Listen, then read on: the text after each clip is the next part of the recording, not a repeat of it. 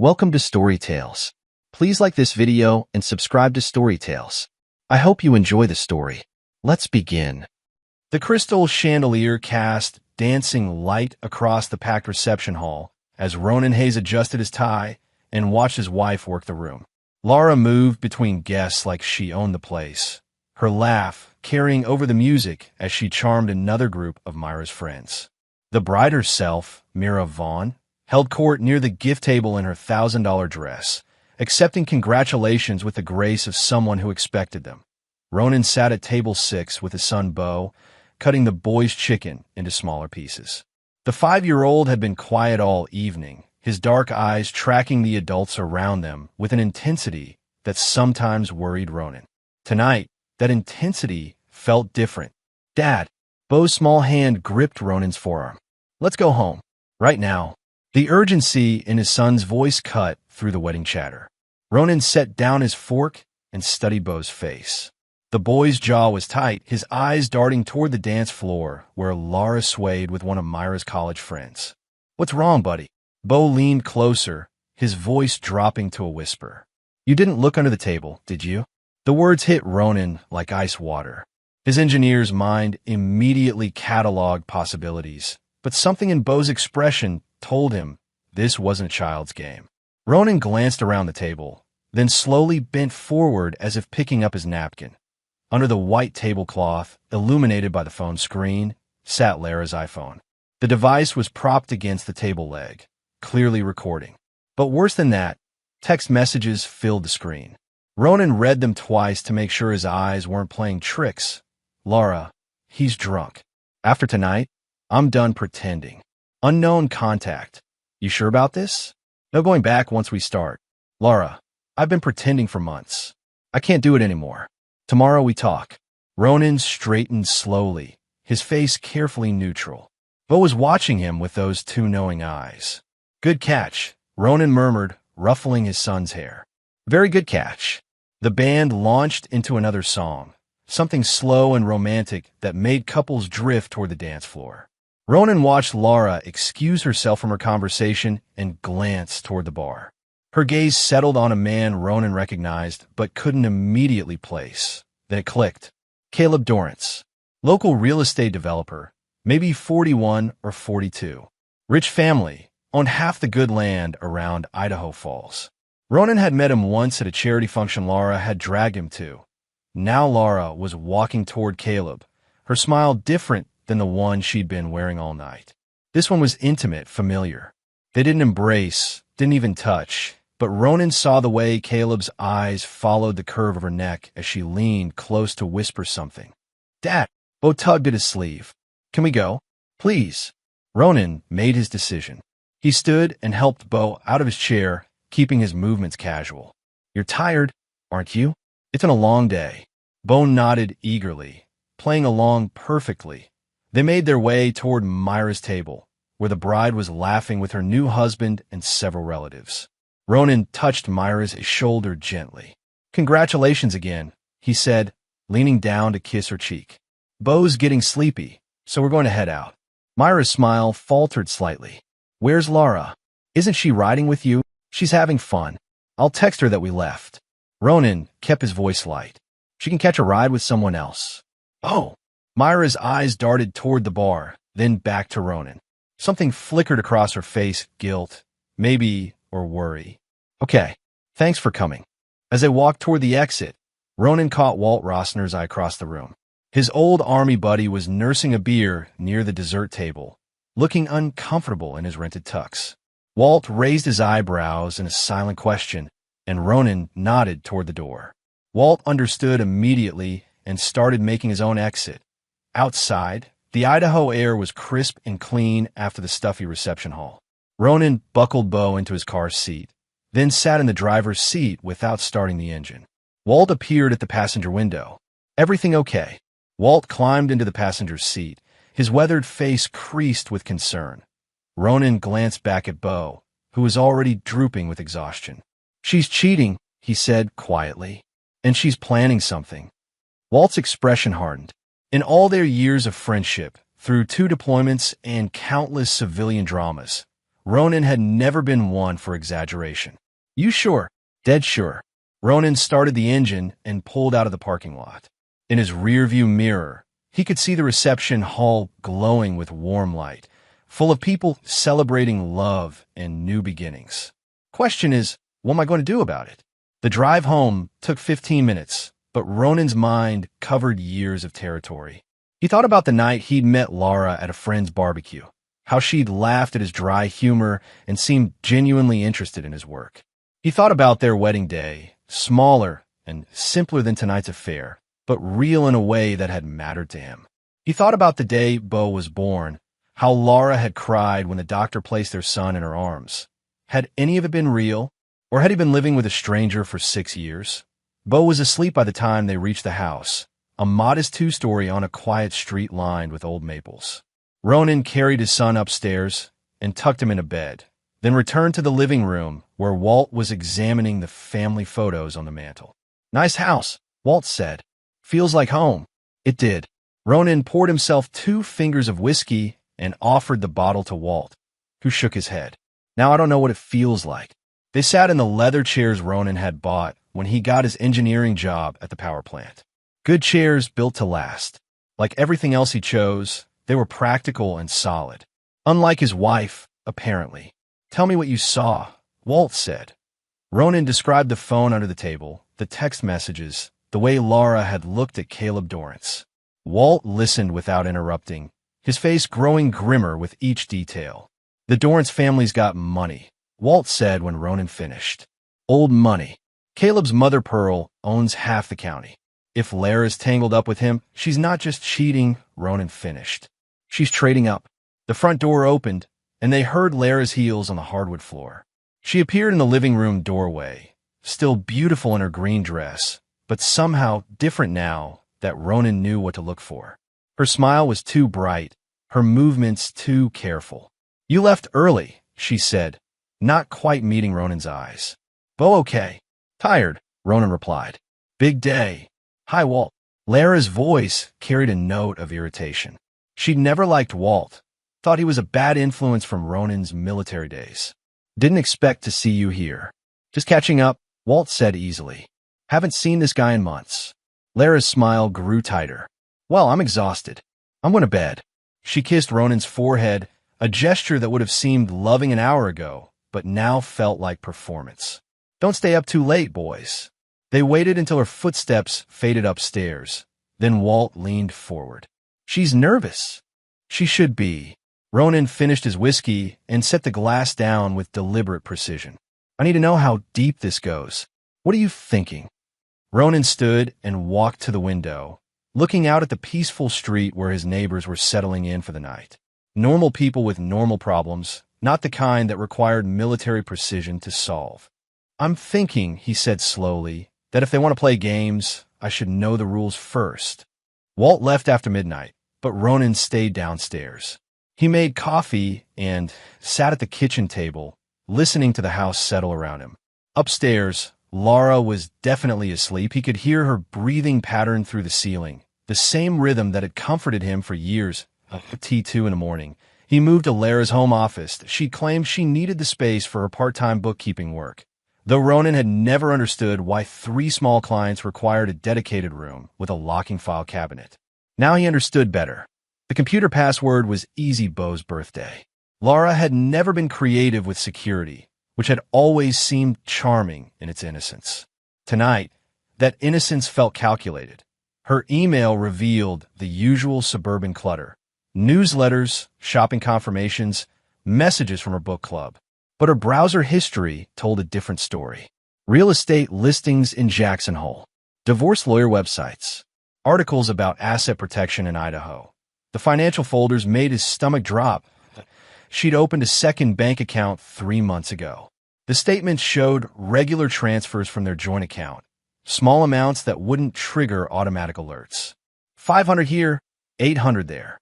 The balance now sat at $23,000, but worse than the hidden money was what he found in her drafts folder at a prenup modification document, professionally written and ready for a signature.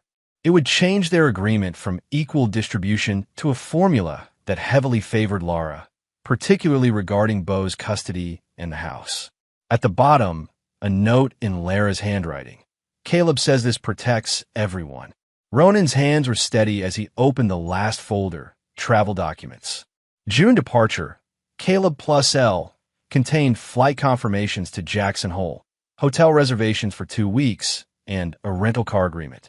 The departure date was June 15th.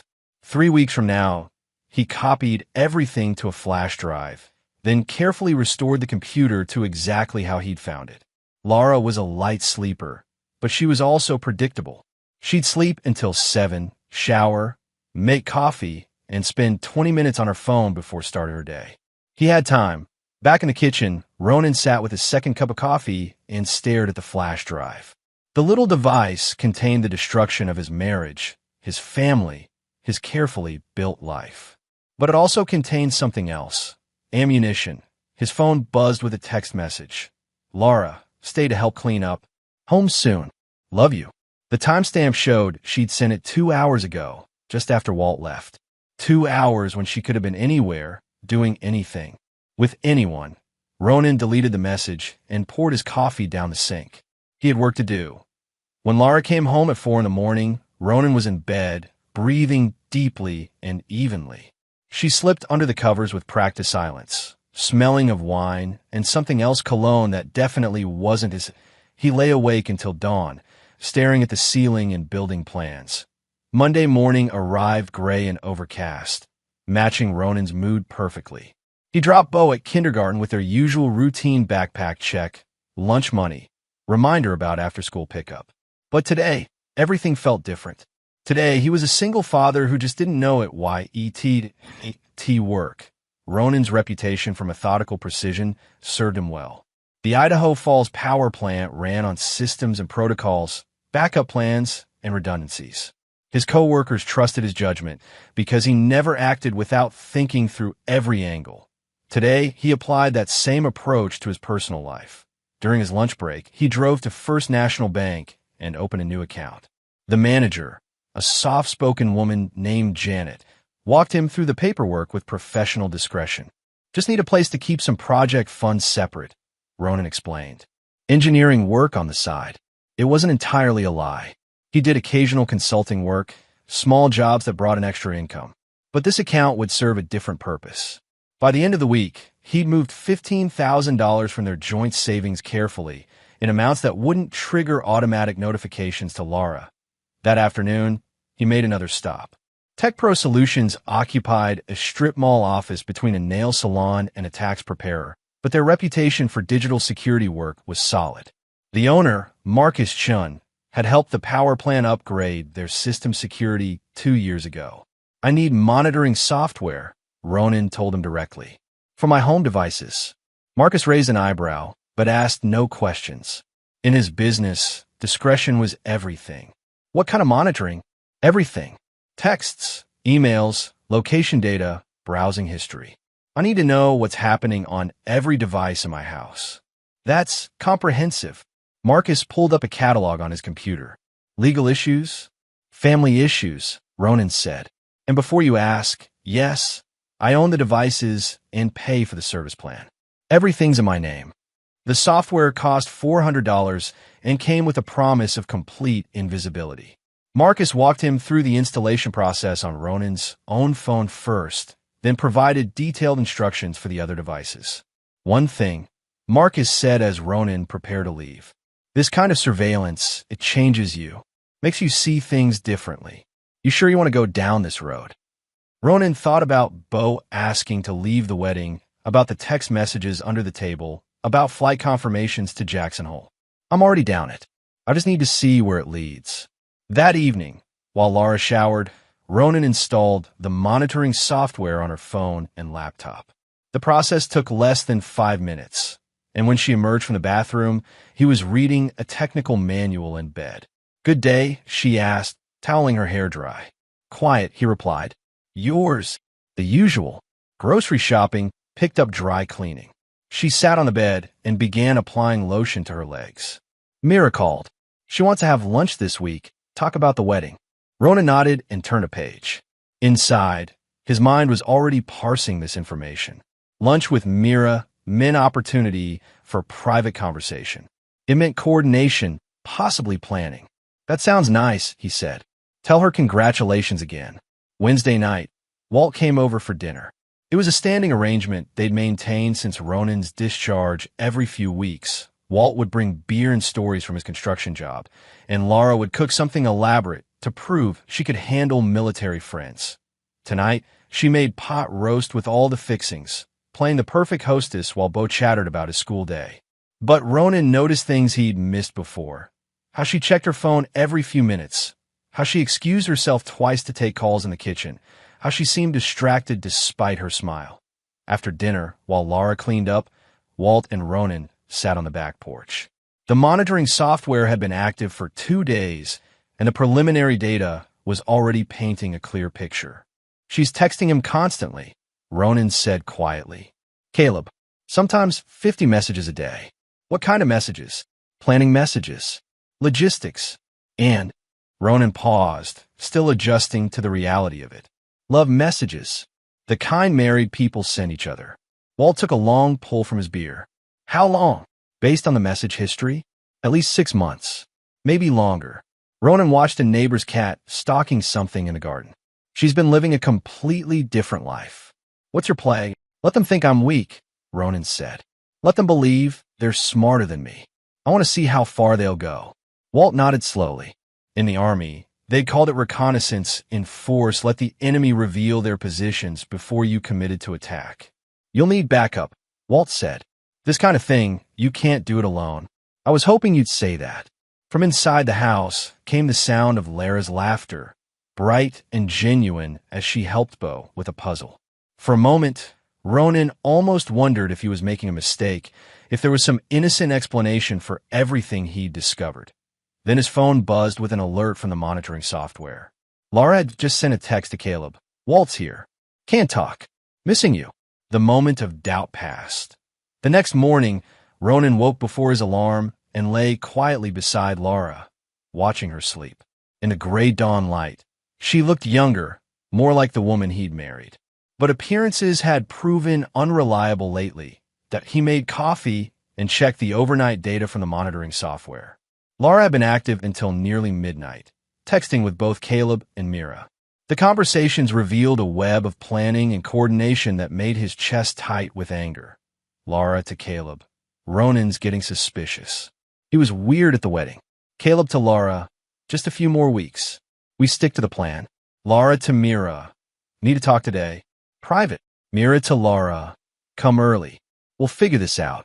When Laura came downstairs, Ronan was scrambling eggs and humming softly. She stopped in the doorway, surprised. You're up early, she said. Couldn't sleep. He smiled and kissed her cheek, the gesture feeling strange but necessary. Thought I'd make you breakfast. Her smile was confused but pleased. That's sweet. What's the occasion? No occasion. Just felt like taking care of my wife. Over breakfast, he was attentive and affectionate, asking about her day, sharing work stories, making her laugh with observations about their neighbors. It was a performance, but it was based on real memories of better times. Beau watched this display with intelligent eyes, saying little but missing nothing. After Laura left for her lunch with Mira, Ronan walked Beau to the neighborhood playground. The boy was quiet as he climbed the monkey bars, his small face serious. Are you mad at Mommy? Beau asked suddenly. The question hit Ronan like a physical blow. He thought he was hiding his feelings better than that. Why would you think that? Beau hung from the bars, considering his words. You're being different. Nice, but different. I'm just watching, Ronan said finally. Like you did at the wedding. Beau dropped to the ground and brushed off his hands. Are you going to fix it? The faith in his son's voice was humbling. I'm going to try. That afternoon, while monitoring the lunch conversation between Laura and Mira through the phone's microphone, Ronan learned the true scope of what he was facing. The sisters weren't just planning an affair, they were engineering a complete life change. He's been so suspicious since the wedding, Laura said. Asking questions, being extra nice. It's creepy. You're almost there, Mira replied. Caleb's got the lawyer ready, the money moved. Once you file the papers, it'll be over. What if he fights it? He won't. Caleb says men like Ronan don't fight dirty. They play by rules. Ronan turned off the audio feed and sat in his car outside the power plant, hands gripping the steering wheel. They thought he was weak. They thought he was naive. They were counting on his decency to let them destroy him. They were about to learn how wrong they were. Friday evening brought the promised visit from Mira, ostensibly to deliver wedding photos. She arrived with a bottle of wine and that particular smile she wore when she wanted something the same expression she'd used to talk her way out of trouble as a teenager. Ronan was in the garage, organizing tools with military precision, when he heard her car in the driveway. Through the kitchen window, he watched Laura greet her sister with an embrace that seemed more intense than usual. He gave them 30 minutes to get comfortable, then came inside. "Mira, good to see you." He hugged his sister-in-law warmly, noting how she tensed slightly at his touch. "How's married life treating you?" "It's wonderful," she said, but her smile didn't reach her eyes. "James is perfect. That's what everyone deserves," Ronan said, loading meaning into the words. "A perfect partner who's completely honest." Laura poured wine with hands that trembled almost imperceptibly. Ronan accepted a glass, but barely sipped it, while the sisters made quick work of theirs. The wedding photos were spread across the dining room table, professional shots that captured the happiness and elegance of the day. Ronan studied them carefully, noting details he'd missed while living through the actual event. "You can really see the love in these," he said, pointing to a photo of Mira and James during their first dance. "The way he looks at you like you're the only person in the world." Mira refilled her wine glass. "That's what real love looks like. Is it?" Ronan flipped to another photo, this one showing the reception guests. Laura and Caleb were visible in the background, standing closer together than strangers should. Sometimes people think they know what love looks like, but they're really just seeing what they want to see. Lara's laugh came out strained. "You're being philosophical tonight. Wedding photos do that to me." He continued, turning pages. "Make me think about commitment, loyalty, the promises people make." By the third glass of wine, Myra's guard was down. She and Laura were giggling over shared memories, their conversation growing looser and more intimate. Ronan excused himself to check on Beau, but lingered in the hallway, listening. "I still can't believe you're really doing this," Mira said, her words slightly slurred. "It's time," Laura replied. "I can't keep pretending forever." But Ronan seems so, I don't know, different lately. More attentive. That's what makes it perfect. He has no idea what's coming. "Since January, though? You've been planning this since January." Ronan's breath caught. January was when his mother died. The funeral, the grief, Lara's constant support during the worst month of his life. She'd held him while he cried, made all the arrangements, been everything he needed. And all that time, she'd been planning to leave. "It was the best time to start," Laura said. "He was so vulnerable. Grateful for every little thing I did. It made me realize how easy this would be." Ronan closed his eyes and leaned against the wall. The casual cruelty of it hit harder than anger. She'd weaponized his grief, used his mother's death as cover for betrayal. When he returned to the dining room, the sisters were deep in conversation about vacation plans. Neither looked at him directly. "I should probably head home," Mira said eventually. "James will wonder where I am." As she gathered her purse and jacket, wine making her movements loose and careless, she turned to Ronan with a sudden, intense look. "You know what?" she said, gripping his arm. "I think you're a good man. Really good. Lara's lucky to have someone so stable." The words carried weight, like she was trying to tell him something without saying it directly. Or maybe she was just drunk and guilty. "I try to be," he replied. "Sometimes that's all a man can do." After Mira left, Laura was quiet as they cleaned up. She moved around the kitchen with careful precision, avoiding eye contact. "Nice evening," Ronan said finally. She loaded the dishwasher with mechanical efficiency. "I'm tired. Think I'll head to bed. I'll be up in a bit. Want to finish some paperwork."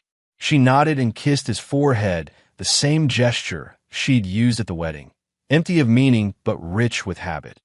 Alone in the kitchen, Ronan poured himself a real drink and sat at the table where his family ate breakfast every morning. Around him, the house felt different, like the foundations had shifted slightly out of true, but Ronan was an engineer.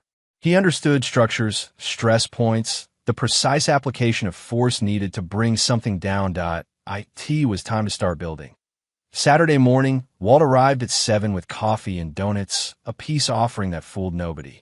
Laura greeted him coolly and announced she was taking Bo shopping, leaving the two men alone in the garage.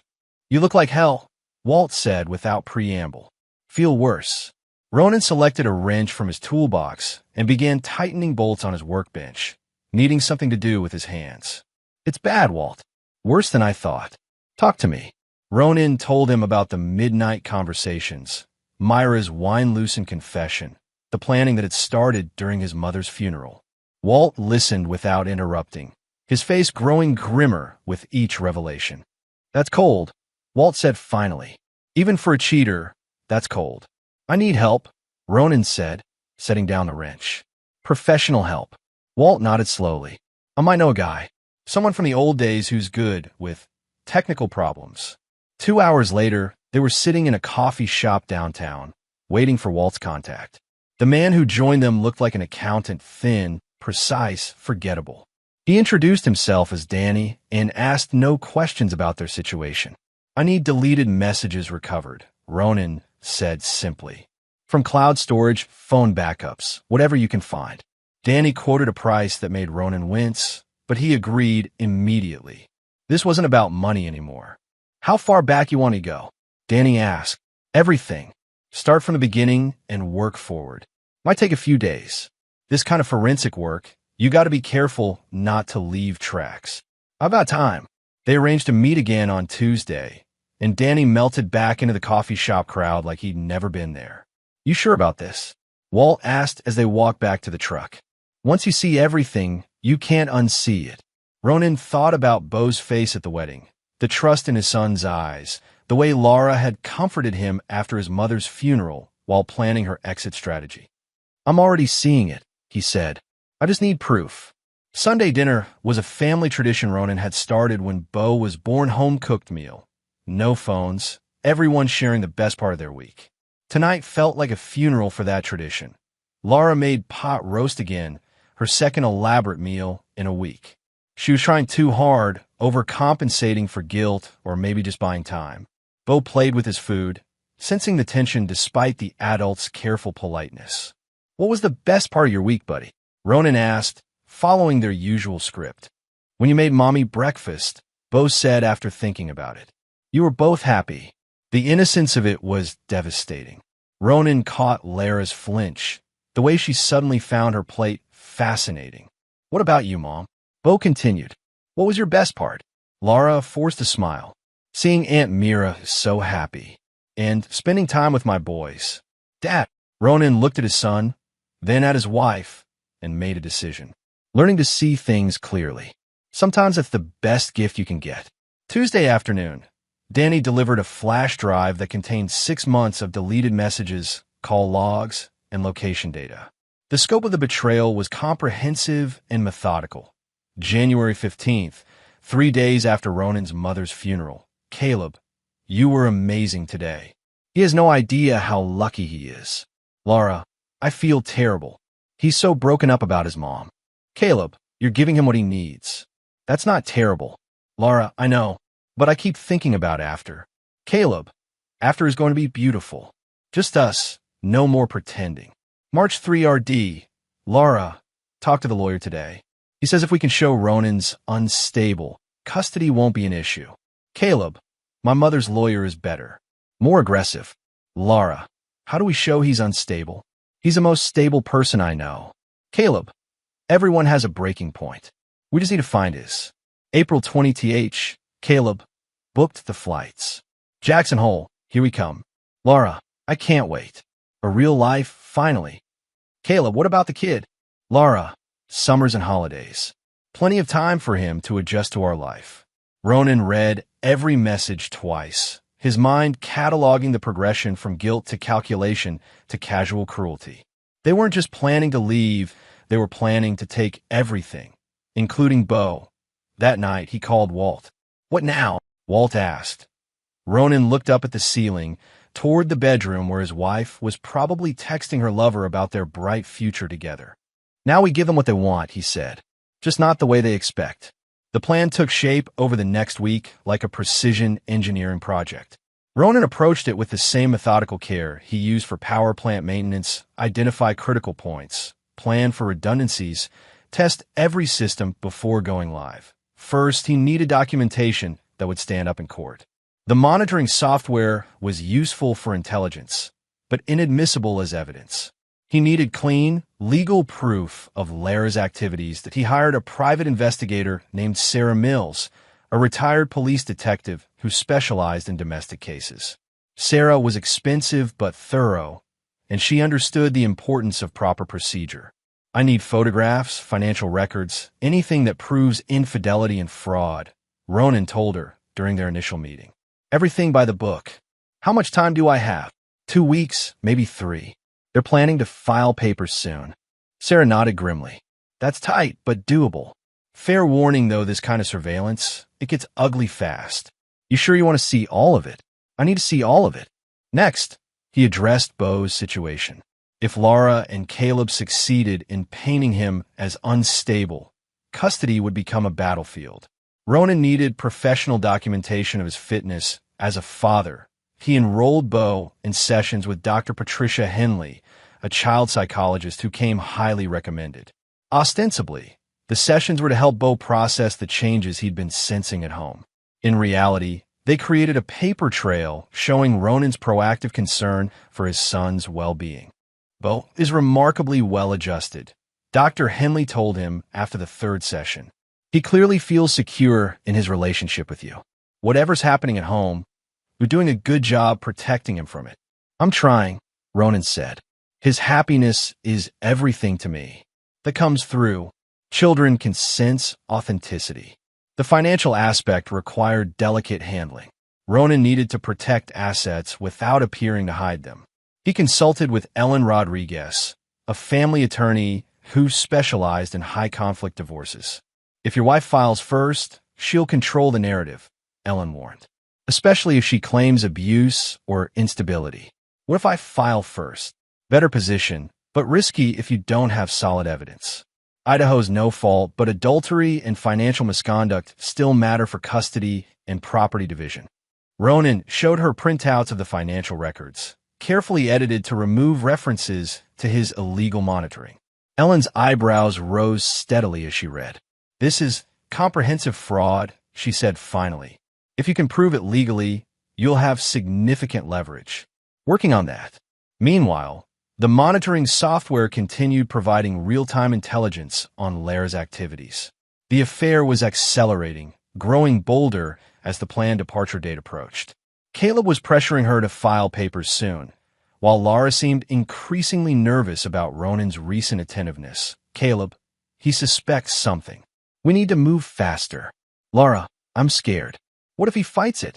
"Caleb, then we make him look like someone who shouldn't have custody. My mother's lawyer knows how to handle these things." "Lara, I don't want to hurt him. I just want out." "Caleb, sometimes you have to hurt people to save yourself." The casual cruelty of it still hit Ronan like a physical blow, but anger was becoming a useful tool. It sharpened his focus, steadied his hands, made the necessary deceptions easier to maintain at home. He continued playing the role of devoted husband.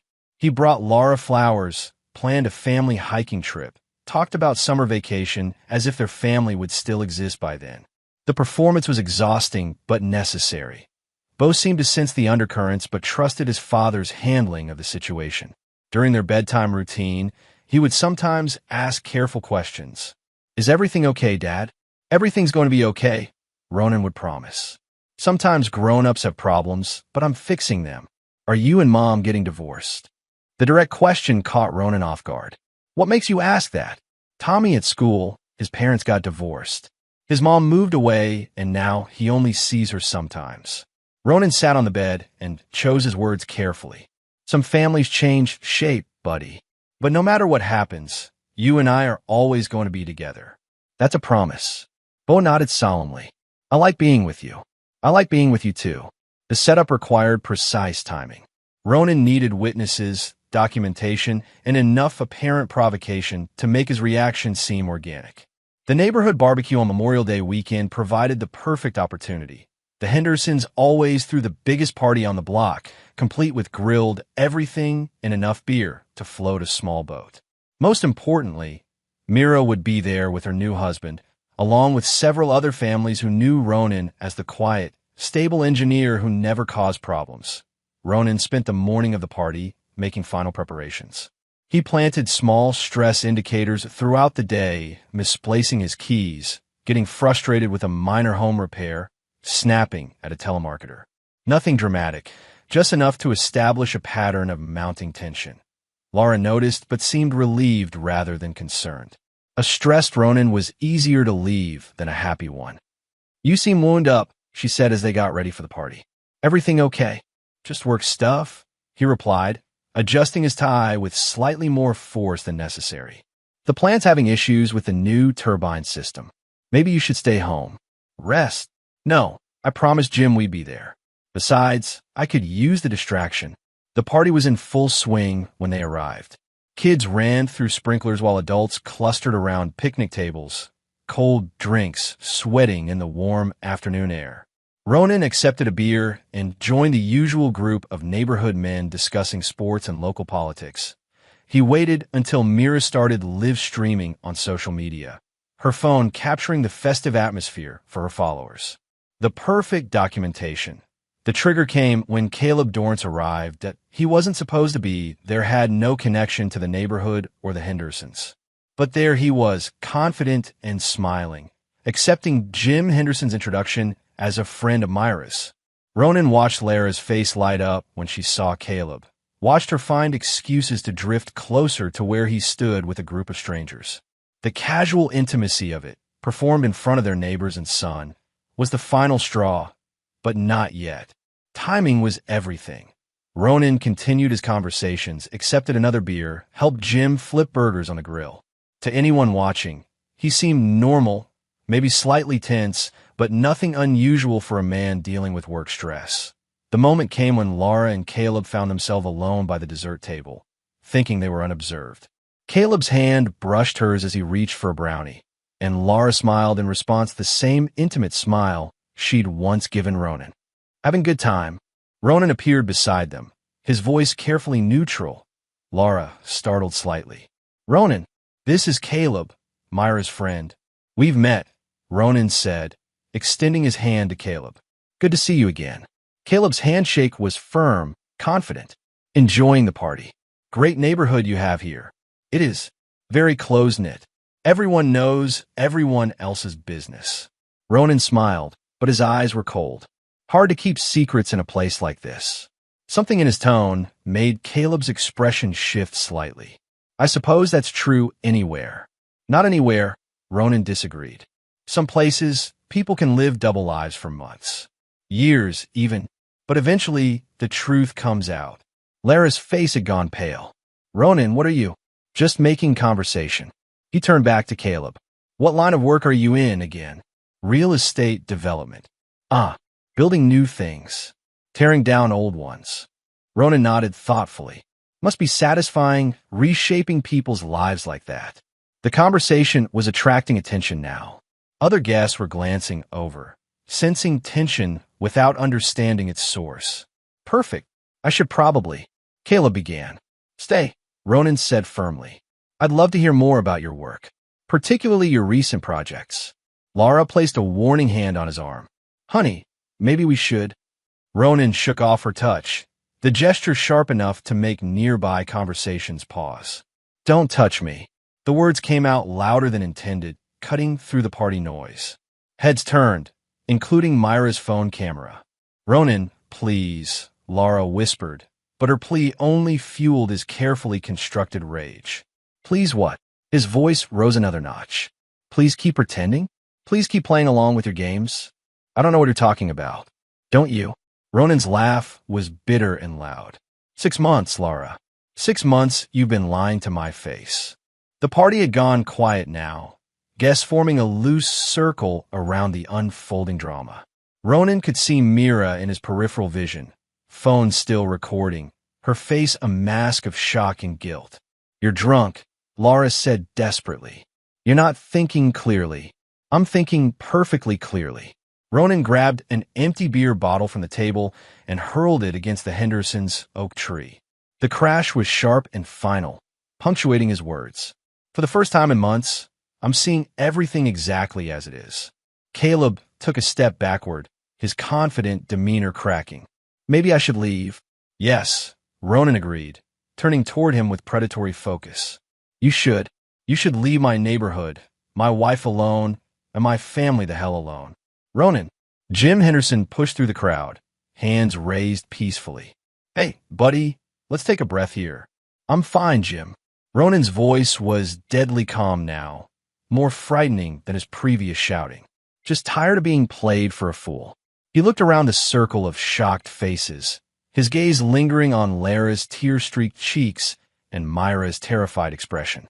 Then he turned and walked away, leaving silence in his wake. Bo was waiting by the gate, his small hand already reaching for his father's. "Can we go home now, Dad?" "Yeah, buddy," Ronan said, his voice gentle again. "Let's go home." As they walked away, he could hear the explosion of conversation behind them, the rapid-fire questions and speculation that would spread through the neighborhood like wildfire. By tomorrow, everyone would know that quiet, stable Ronan Hayes had finally snapped, that IT was exactly what Laura and Caleb needed to hear. The restraining order arrived on Tuesday morning, served by a sheriff's deputy who looked embarrassed to be there. Ronan accepted the papers calmly, offered the officer coffee, and read through the allegations with the dispassionate attention he usually reserved for technical specifications. According to the document, he was volatile, possibly alcoholic, and had threatened Caleb Dorrance with physical violence. Laura claimed to fear for her safety and Bo's well-being. She requested temporary custody, immediate possession of the family home, and emergency financial support. That IT was a masterwork of legal fiction, supported by witness statements and video evidence of his breakdown at the barbecue. Someone had done their homework. "Everything in order?" the deputy asked. "Perfectly," Ronan replied, folding the papers with precise creases. "Thank you for your service." After the deputy left, Ronan called Ellen Rodriguez and scheduled an emergency meeting. Then he called his supervisor at the power plant and requested personal leave. Finally, he called Detective Nolan Harps. The detective was a weathered man in his late 40s who'd worked the Idaho Falls beat for 20 years. Ronan had met him during a flood rescue 5 years ago, when the Clark Fork River jumped its banks and threatened the eastern neighborhoods.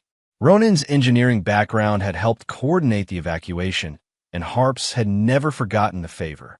"Heard you had some excitement this weekend," Harps said when Ronan arrived at the station. "Word travels fast. Small town. Plus your wife filed a complaint." Harps gestured to a chair across from his desk. "Want to tell me your side?" Ronan opened his briefcase and removed a thick folder. "I want to tell you the truth." For the next 2 hours, he laid out everything.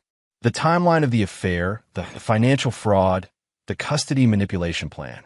He showed Harps the legally obtained evidence, Sarah Mills' photographs, bank records, the messages Danny had recovered from cloud storage. Harps listened without interrupting, his expression growing grimmer with each revelation. "This is comprehensive," he said finally, "but some of it's circumstantial. Adultery's not a crime, and the financial stuff could be explained away. Keep reading." The final section of the folder contained the evidence that transformed everything. Among the recovered messages, Danny had found communications between Caleb and his mother's attorney discussing something called Project Homestead. The plan was breathtaking in its scope. Pearl Dorrance owned several properties in financial distress, including a failed development outside Jackson Hole. By transferring ownership to Laura post-divorce, then claiming the properties as homestead exemptions, they could shield millions in assets from creditors and tax obligations. That Ronan's engineering mind had spotted the pattern immediately. The divorce wasn't just personal, it was the keystone of a larger fraud scheme. "Wire fraud," Harps said, reading the messages. "Conspiracy. Tax evasion."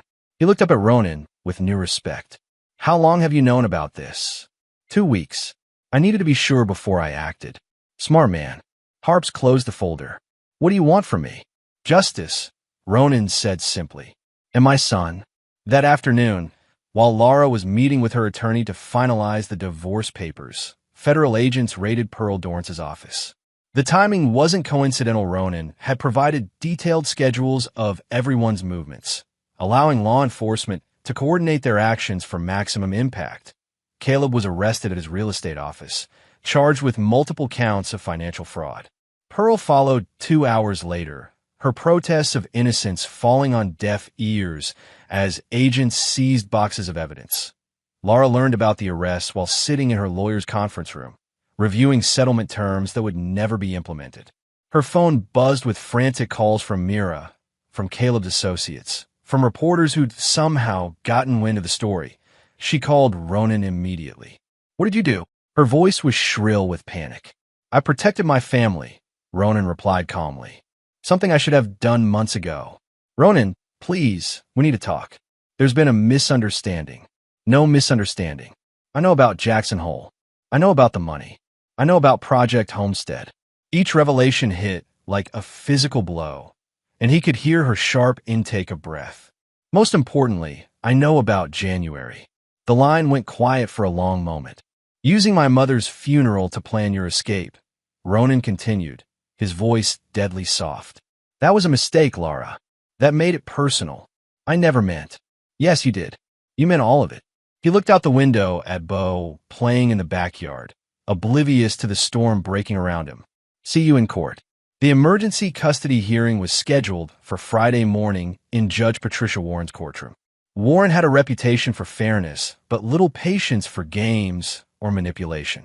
She'd seen too many families destroyed by greed and selfishness to have sympathy for either. Laura arrived with her attorney, Martin Kessler, and a carefully constructed narrative of domestic instability. They had witness statements from the barbecue, photos of the broken bottle, even a psychological evaluation suggesting that Ronan's military background made him prone to violent outbursts.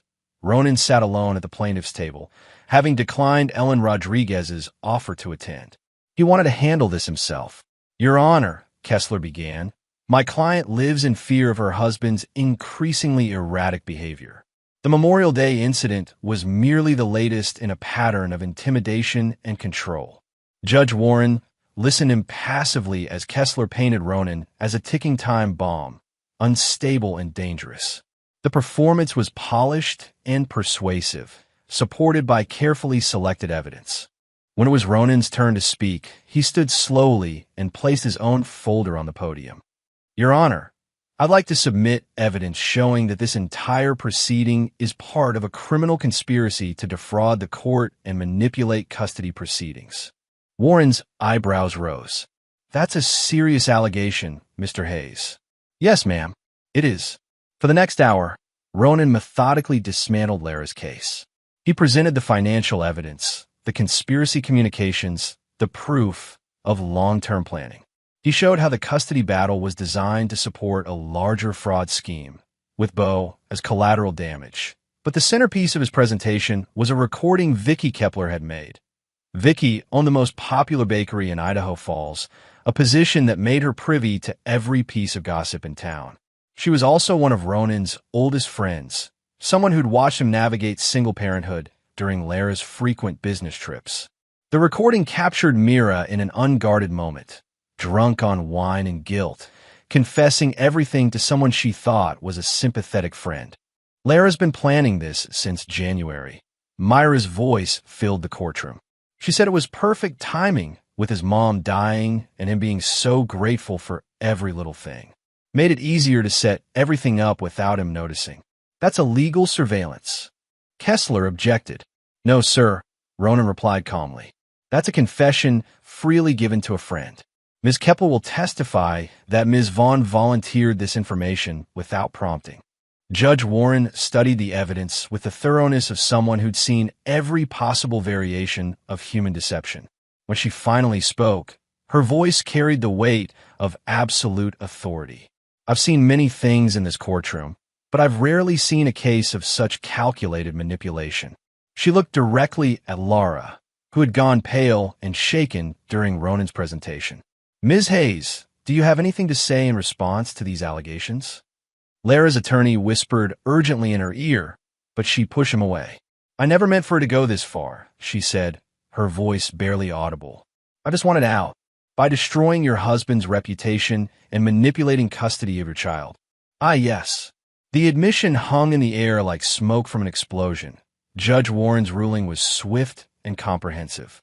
Full custody to Ronan, with supervised visitation for Lara pending the outcome of the criminal investigation. The restraining order was dismissed as fraudulent. All marital assets were frozen pending a thorough accounting. "Mr. Hayes," Warren said as the session concluded, "I want to commend you for bringing this matter to the court's attention. It takes courage to fight back against this kind of systematic deception. Thank you, Your Honor. I did it for my son. That's clear, and that's why you won." The fallout was swift and merciless.